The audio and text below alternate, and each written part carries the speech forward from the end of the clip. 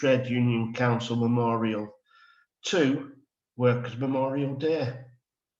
Now, we would normally meet on the Flag Market for speeches and then process down to the Peace Garden or to the Martyrs' Memorial outside what used to be the Corn Exchange.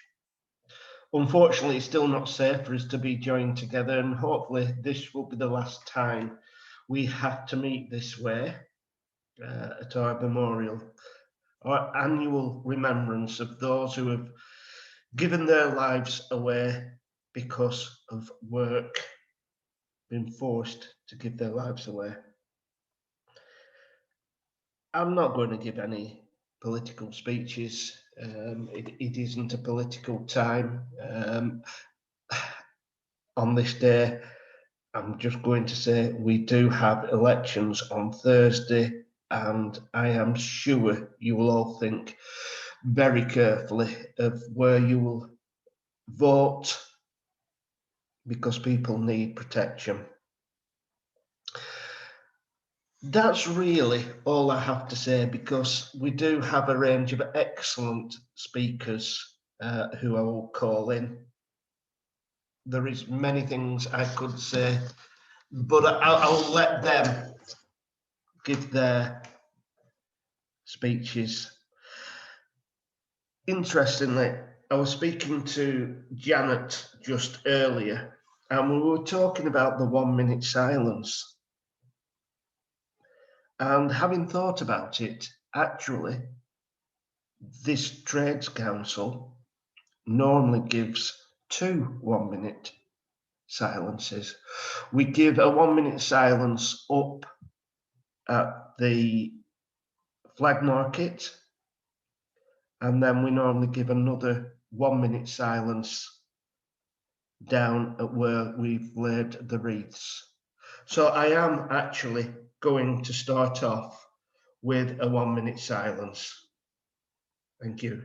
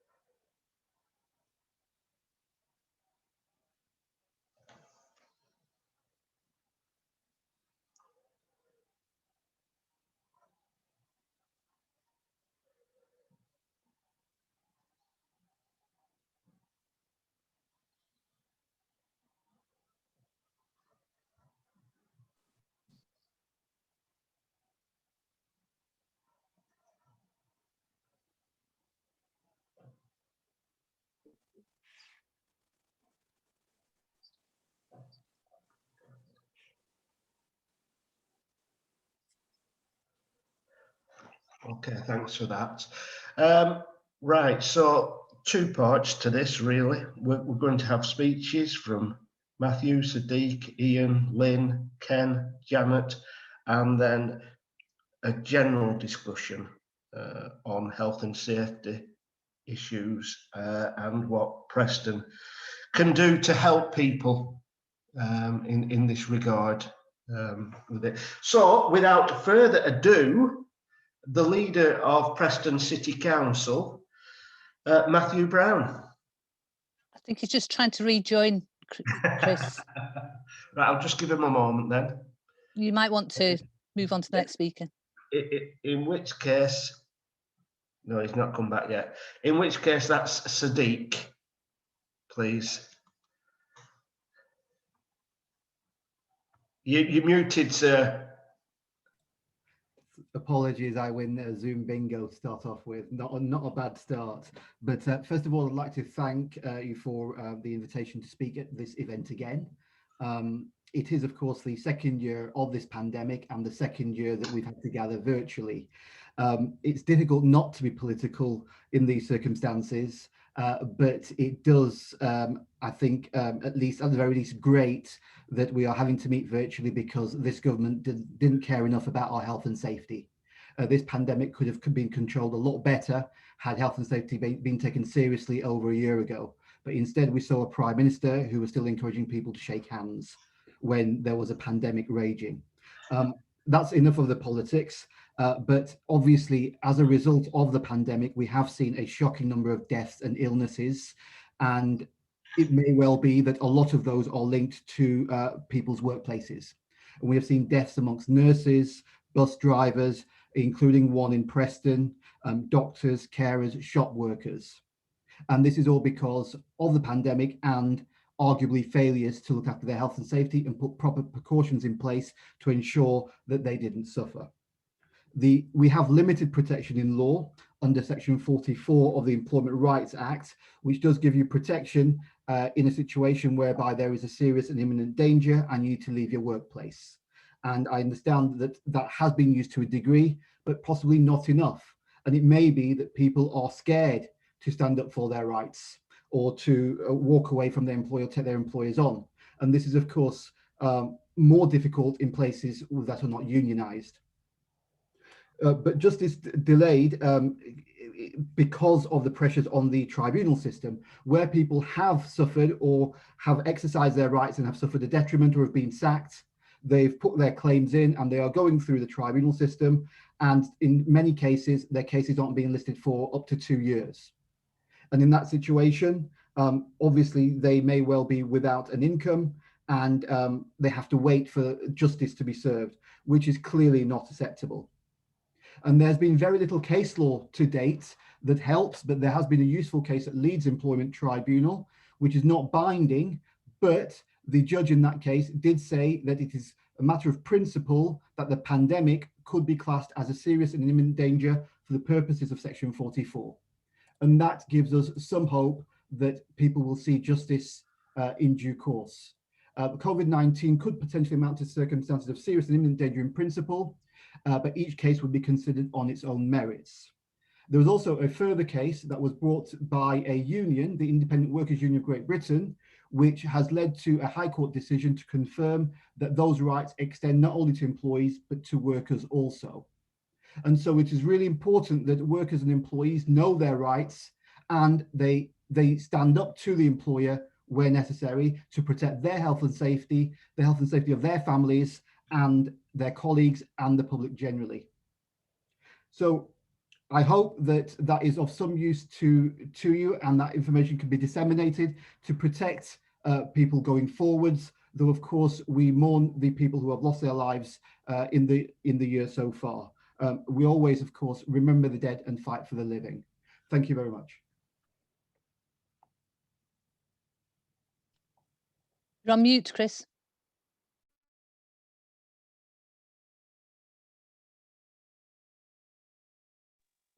There we go. That's better. Sorry. Remember the dead and fight for the living. Indeed. Thanks for that, Sadiq. Next, I'm going to call on the leader of Preston City Council, Matthew Brown. Yeah, good afternoon, everyone, and thanks so much for inviting me again to address this really poignant event. And I hope next year we can meet in person. Hopefully that will be the case. So, you know, back to the way we used to celebrate it.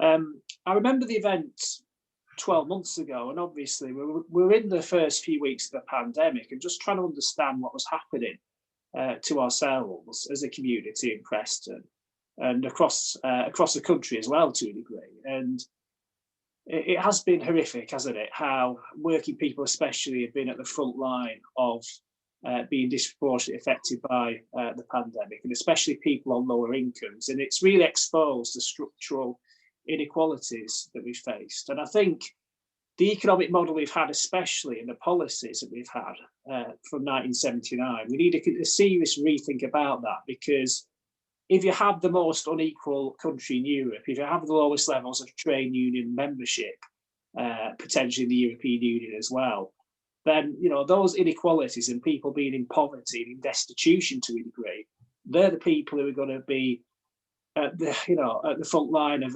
pandemics like this. So we've really got to try and build that better. But as a council leader in Preston, we've thrown everything at it, but we've been in a dynamic where the resources and powers that we need have just not been there to the degree that we need to respond to a public health crisis like this. So some of the things that have happened is, firstly, there were stories around some employees in Preston who were obviously not adhering to social distancing regulations. I said something about that straight away. That was going on. There was even reports of an employer that was actually covering their offices up, sorry, the premises up with cardboard to actually hide the fact that they weren't social distancing inside. So we had that taking place. We had a dynamic where we wanted to receive PPE, but that wasn't forthcoming in time. So we had to source it through the Resilience Forum from China.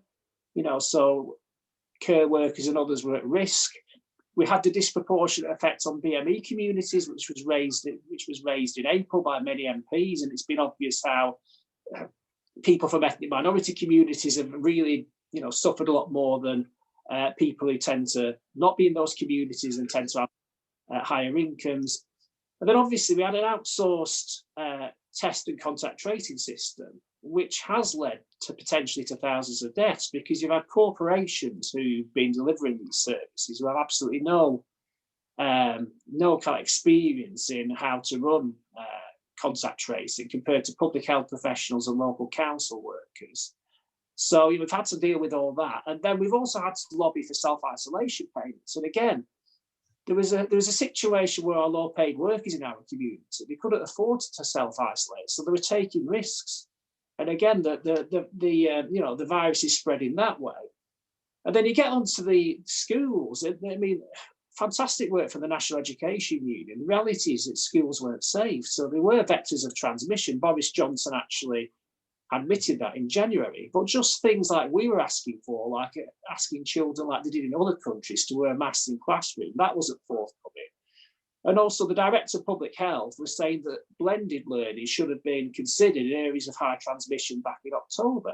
And again, that wasn't forthcoming. And again, you see many education workers have lost their lives, teaching assistants, teachers and others, because they've been at risk during this pandemic. So it's been extremely difficult. But as a council leader, I've done everything I can. And obviously the contact tracing system now is being run by Preston Council, one of the first in Lancashire. And we also had a campaign with the TUC to encourage people in our community to join trade unions early this year. And obviously the way we actually promoted that was saying that if you're actually in a unionised workplace, you're actually in a safer environment.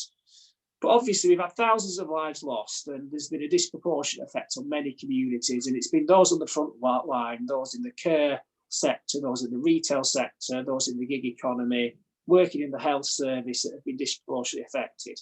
So we've got to take the opportunity now to build something new and different going forward. We just cannot go back to the levels of inequality, poverty, and levels of austerity that we had before. So obviously we need in Preston to really try and make sure we lift everyone up. And that means, looking at alternatives. It means alternative economies. It means promoting a real living wage. It means looking at how the council can get involved in providing social housing again, which we're going to do. It means promoting cooperation. It also means tackling the climate emergency, because, an unhealthy environment and pollution does lead to working people put at risk as well. So obviously we've got to take this moment and we've got to mourn and remember everyone that we've lost during this pandemic, and everyone else who's lost their lives in workplace injuries and elsewhere, in the last year. And obviously we've got to take this opportunity to build something new, because I think the public really now see that it's been those who've been, working people who've really got us through this pandemic. And for too long, they've been devalued by politicians, in my opinion. By the establishment. And we've got to make sure we build something new going forward. And obviously as council leader, I'll be making those arguments going forward. So thanks again, Chris and Janet, for the invite. And obviously remember the dead and fight for the living. And let's build something new and better. Thank you. Thank you, Matthew. Remember the dead and fight for the living. And you're absolutely correct. Who is more important to us? The people who work on the front lines, or those that make the money. And I know where my vote goes. Next speaker, we have Ian Watkinson, who is National Chair of Health and Safety for the National Education Union. Over to you, Ian. Yeah, thanks, Chris, and thanks to both and everybody for organising this, and thanks for inviting me. Just a quick mention for Matthew. Thanks, Matthew, for name check there for the National Education Union. And Matthew's been a great help and in pushing back in some of the campaigning we've been doing throughout the pandemic. And I'll continue to be on his case and get his support with that. And it was interesting that Sadiq mentioned Section 44 as well. And some of you will be well aware of the pretty enormous action that we took at the turn of the year using Section 44, and I think at least partly responsible for forcing Johnson's U-turn. But so more broad stroke stuff in my speech, and I'll try and rattle through it. So as a long-standing Preston and Lancashire worker and trade unionist, I was humbled and honoured to have been able to lay a wreath at the Corn Exchange at the Martyrs Memorial this morning, remembering those who've died, and hopefully, as Matthew said, we can get back next year and do that in person. This year, the call to remember the dead and fight for the living has clearly never been so relevant and urgent. Over the past year, thousands of UK workers, including those from Lancashire and Preston, have died from COVID-19. We will never know the true number because many weren't tested, hospitalised or recorded and reported as work-related infections and deaths.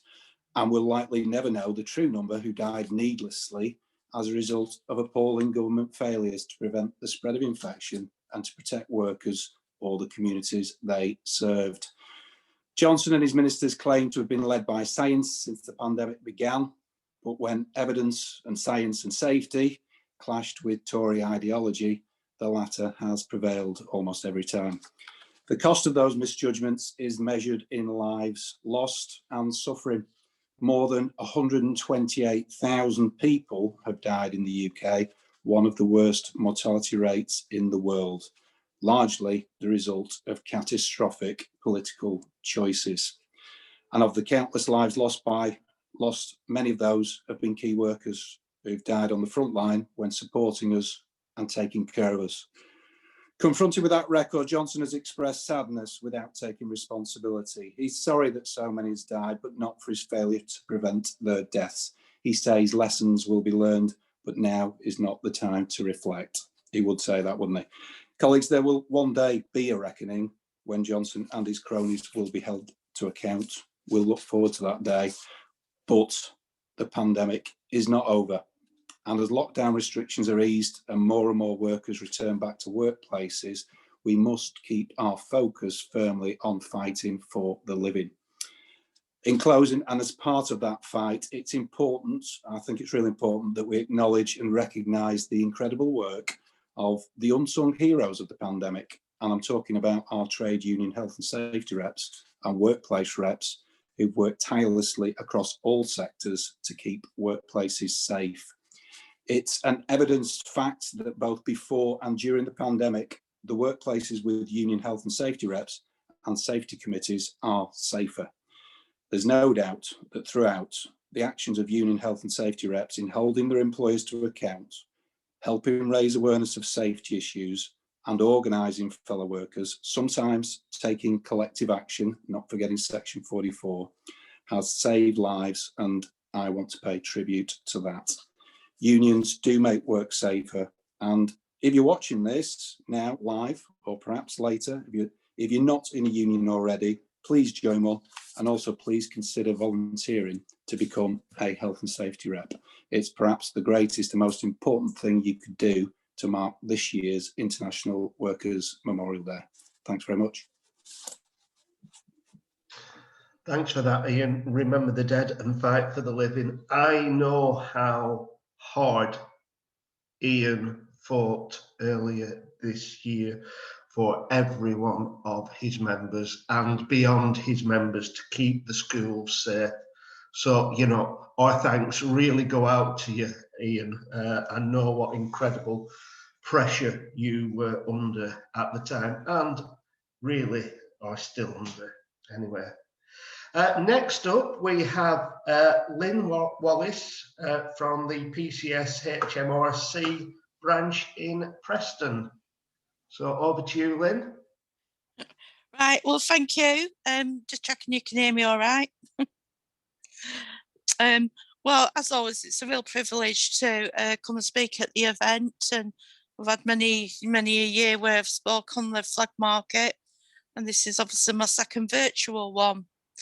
And it's obviously a real sadness that we're having to meet in this forum, and you know, and and I think it's very difficult not to be political, and I cannot not be political on this occasion, because when we're saying remember the dead, there's thousands of people died unnecessarily, and some of this is a direct result of the government actions and the total inability to act effectively and total disregard for life that goes on and on and on every year.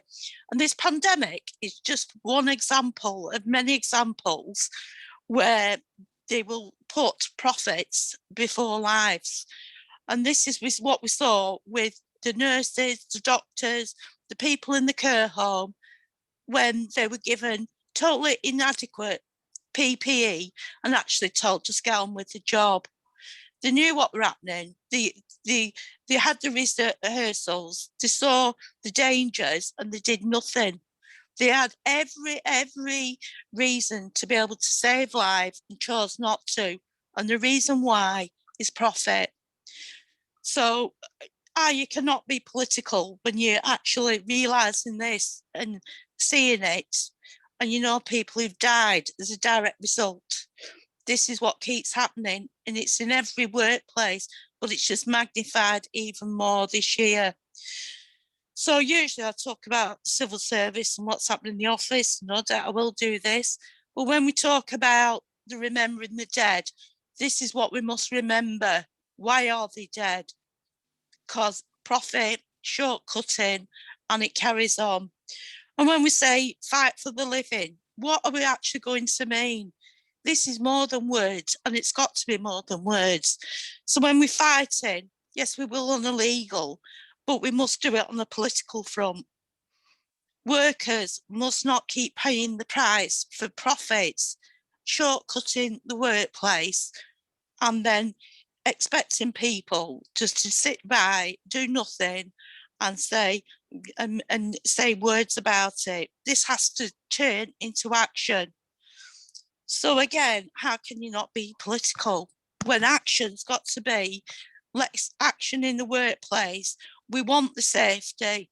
The cost of the profits must be cut to ensure proper safe workplaces. And this is what we must do. And we must fight on every level to get that, whether it be on a building site and people shortcutting with the scaffolding, in the workplace by not giving people the proper protection with the PPE, or 1,000 other things that lead to injury and death at work. Again, where people who are injured, they can't work because of, you know, they've been done at this at work, then they're further penalised. They're further penalised by the benefit system. They're further penalised because the employer doesn't want them anymore. And what's happening, they're expecting people to work older and older, knowing they're likely to be injured, knowing they're likely to be dead at work, so they don't pay out on the pensions. And this is all part of the same thing. So what are we going to do? When are we actually going to fight? When is the uprising? We seem to have our chances, get close to it, and then we seem to run away. How come we've got a clown in art now, you know, that we can see is more bothered about his wallpaper than worry about saving lives? Have we allowed to let this happen? You know, I'm actually very angry. Try not to be at these occasions, but it's anger more than anything that I feel today. Maybe I shouldn't, but I do.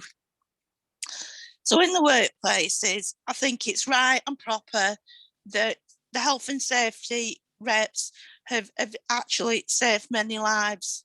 I've seen it in my own workplace where, again, we've been key workers. Some of us have been working at home, but a lot of us have been in the office, answering the telephones and trying to get money out to people. And these offices have been far from safe, but our health and safety reps have been there making sure that the lifts weren't being crammed, because we obviously saw that as a transmission point, even though the employer bright and well paid as they are, seem to not even understand the danger of standing a lot of people in a small lift. Well, you know, same as the desk spacing. It's the health and safety reps who have been going round making sure that people are properly spaced out in between the desks. And what do we see? Again, try not to be political, but do you not think it's more than a coincidence that we've got an election coming up on the 6th of May, and all of a sudden it's like almost like the country says there is not, you know, it's gone away. So let's get back, let's start in the pubs, let's start partying. But more than ever, let's get back in the workplace. So is it more than a coincidence, or am I just being a bit cynical? And again, this is where I think more than ever, the health and safety reps are going to be the ones that are going to be saving people's lives in the workplace when they can see that you know, because Johnson's waves his flags and says everything's all right, you've been all inoculated.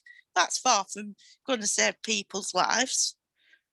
You know, yes, it might help, but there is still the pandemic.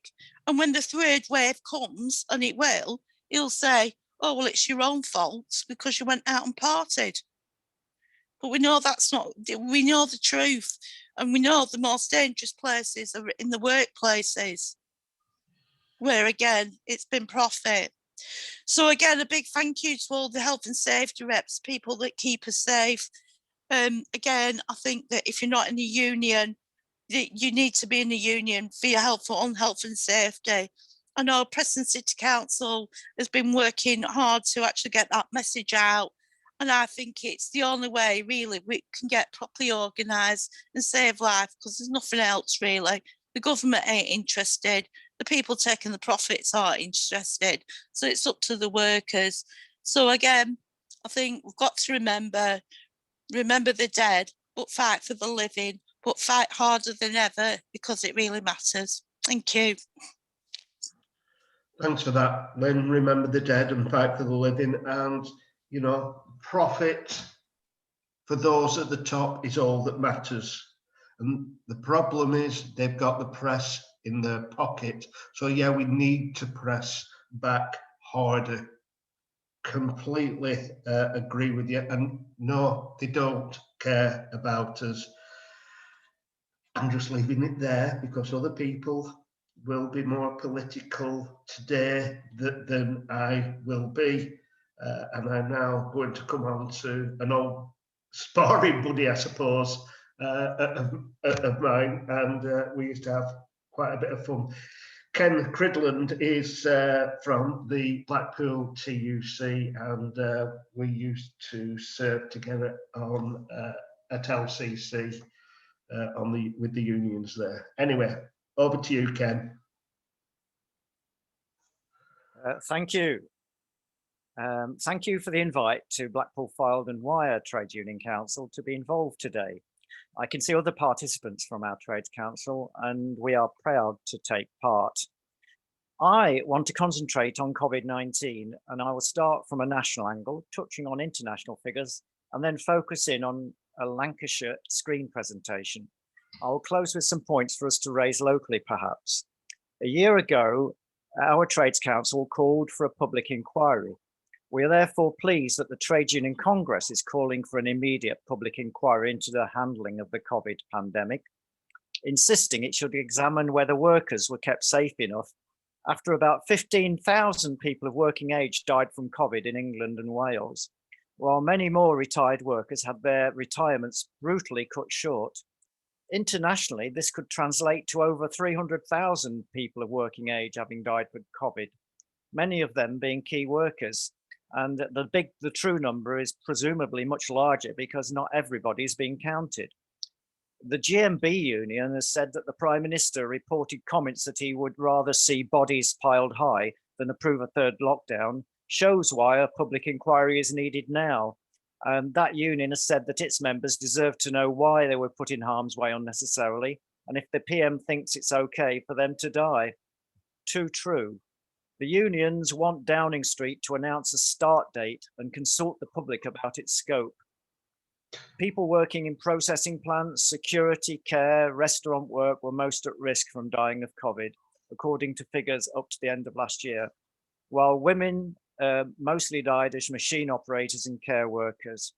The TUC has set 5 priorities for its inquiry: workplace infection control, including financial support to self-isolate, the impact of a decade of spending cuts on the capacity of public services, COVID's unequal impact on workers, particularly ethnic minorities and people in insecure jobs, and the impact of employment support packages such as furlough and government procurement on its effects on supplies of PPE.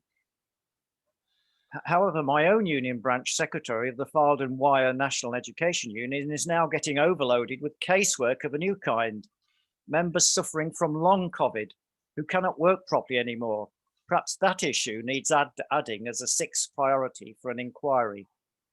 In Lancashire, the Lancashire Resilience Forum produces a very useful weekly bulletin, and I'm now hoping I can share this one on the screen.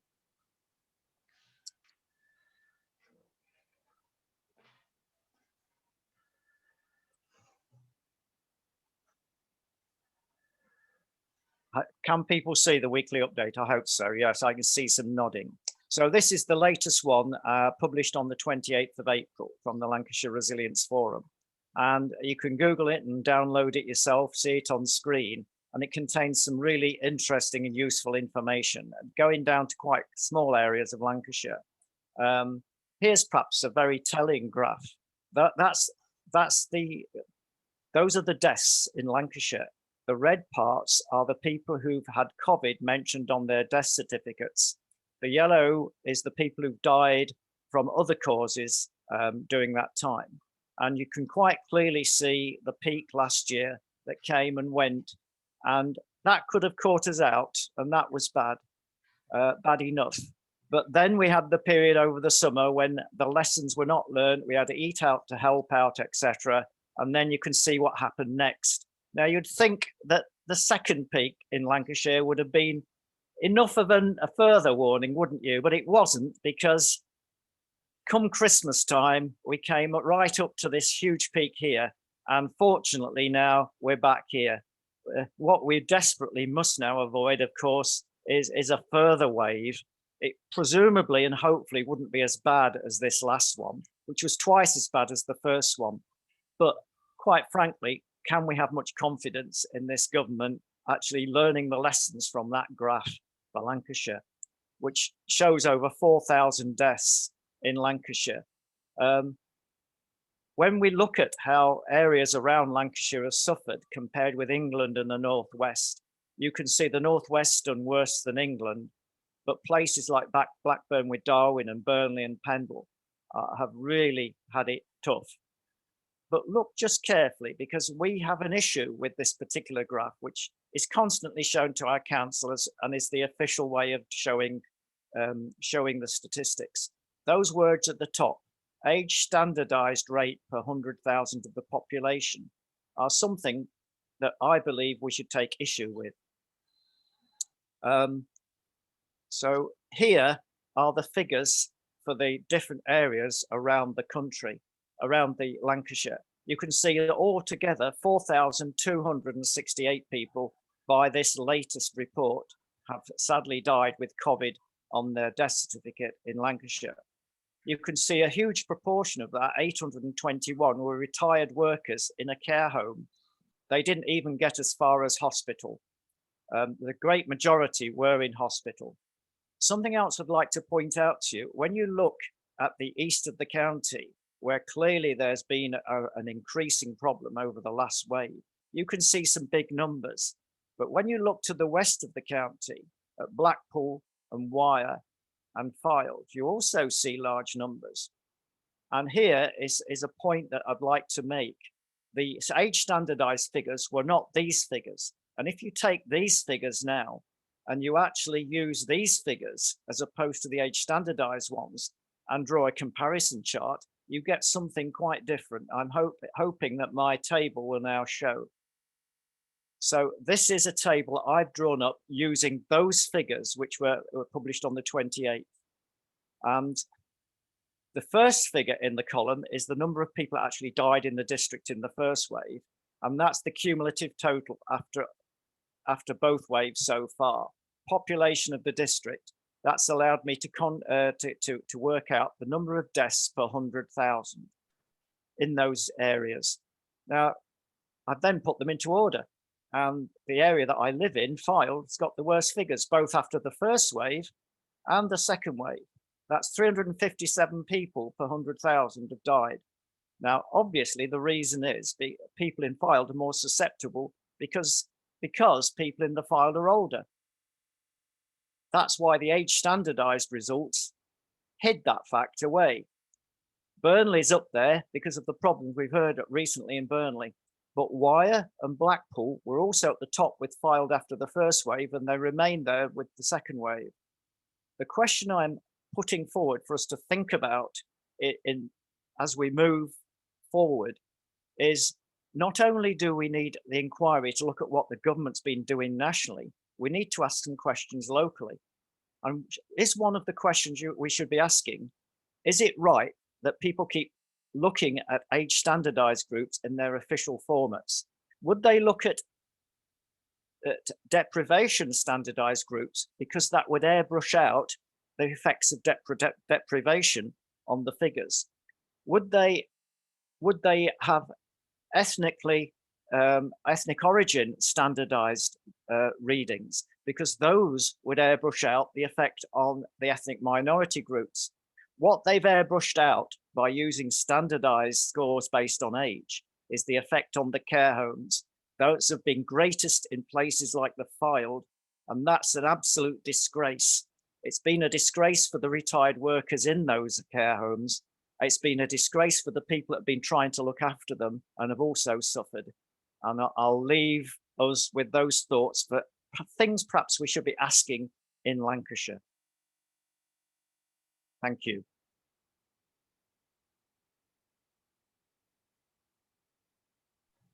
Illuminating as ever, Ken. Food for thought. Thank you very much.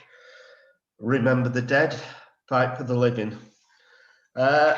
Next, we come on to the comrade who has set up this meeting.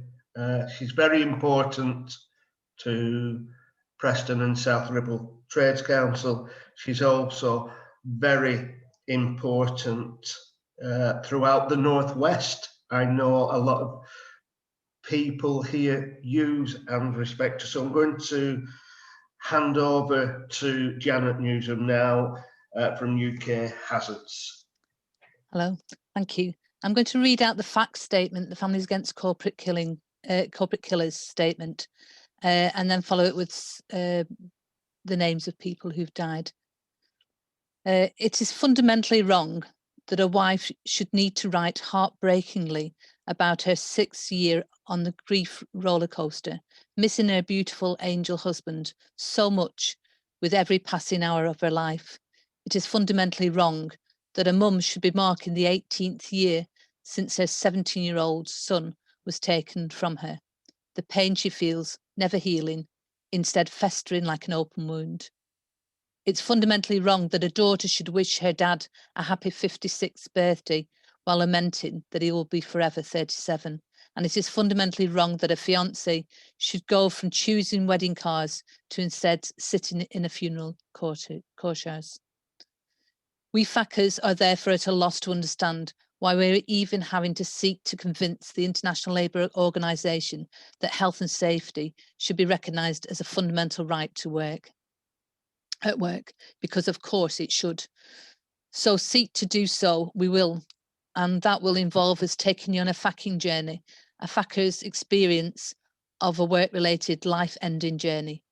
Just when does such a journey begin? It's when your loved one leaves home to go to work with the intention of making a better and a fuller life for themselves, for their families, for us. That's how it feels for Catriona. A year today, my life ended at 7:25 a.m. The last time I saw my everything, my Mr. Hendry alive, as he walked out our kitchen door in Dorney on his last journey to work at a fish farm in Ardentoul. Or does it begin when we get the harrowing call to say our loved ones has been in an accident, when the police appear at our door in scenes we thought we'd only ever see on TV, when we ourselves set off for hospital not knowing the condition we're going to find our loved one in when we get there, or when the organ donor nurse calls to tell us that they are now at peace, when we are escorted from the cold place where they lay, or when our stricken loved one is finally retrieved from the place where their life ebbed away. The ending of our loved one's life begins our own lifelong journey, and it is also fundamentally wrong, because by the time we all go to bed tonight, this will have been the day of at least another 140 families here in the UK set off on this fateful journey, caused by death due to the work-related incident or a work-related illness. Same again tomorrow, and the same day, same next day, and the day after that, and so on, unless significant enough change is brought about. So have we been looking at this? Liam Peck and 23-year-olds who died from falling from height in Lancaster. Craig Peck, who also died in construction industry falling from height. Kenneth McCord, who died in Liverpool in a motor repair shop. From Manchester, 25-year-old David Kerrin. From Clitheroe, 30-year-old Joseph Robinson and 68-year-old Keith Bowden. Ian Dawson from Oldham, Cumbrian police officer last year, who died in a motorway collision. 2019, we remember 36-year-old Massier Coldis, who died in Blackburn.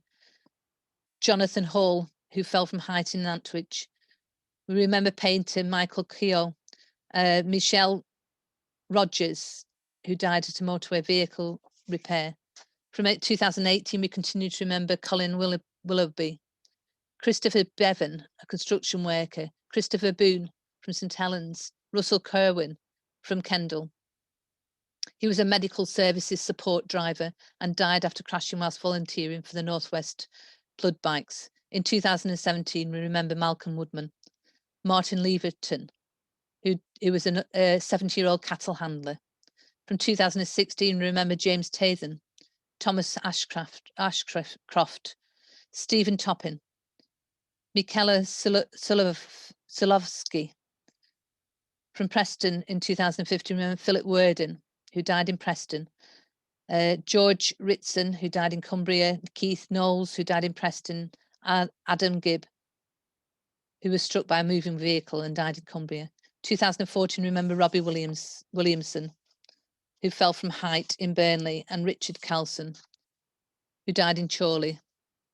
Vince Richards from Carlisle. Craig Jones, aged 27, from Bolton. Javed Iqbal, who died in Wigan.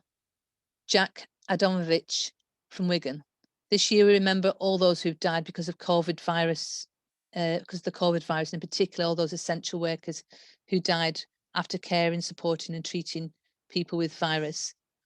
I want to read out some of the names of, there's been more than 850 health and care workers who've died from COVID-19.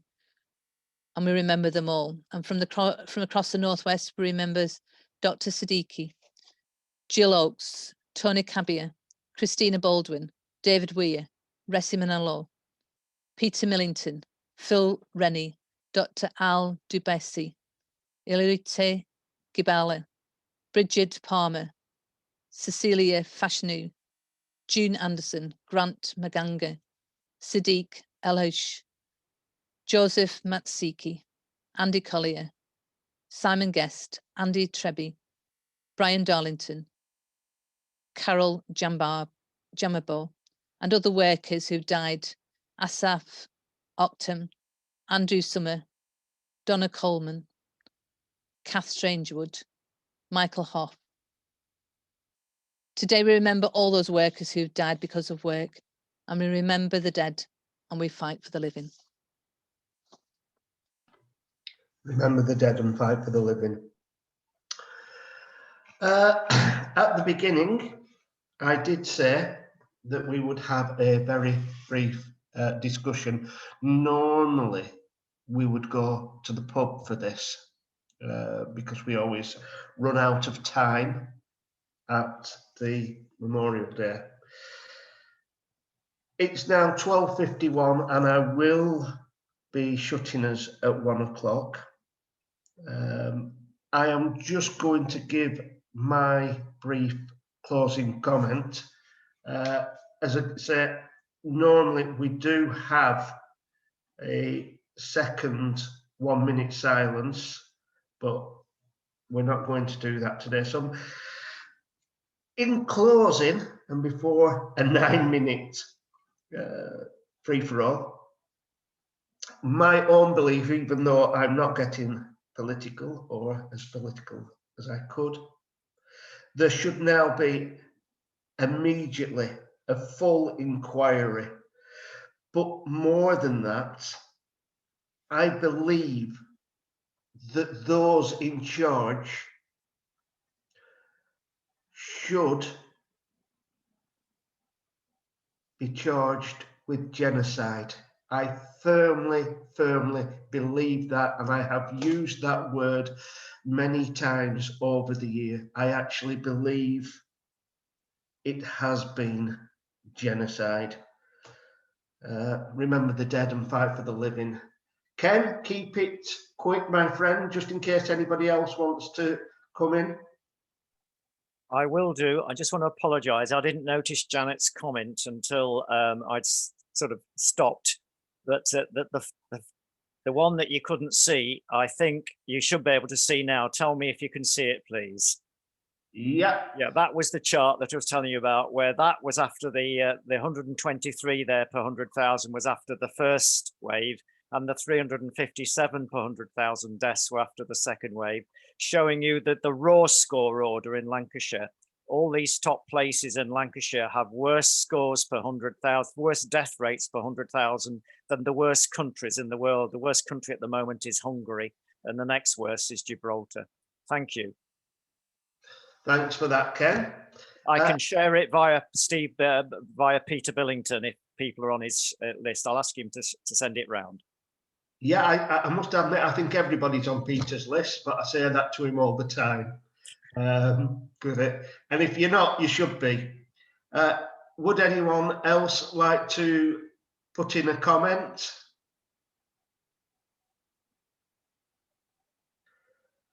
If not, no hands up.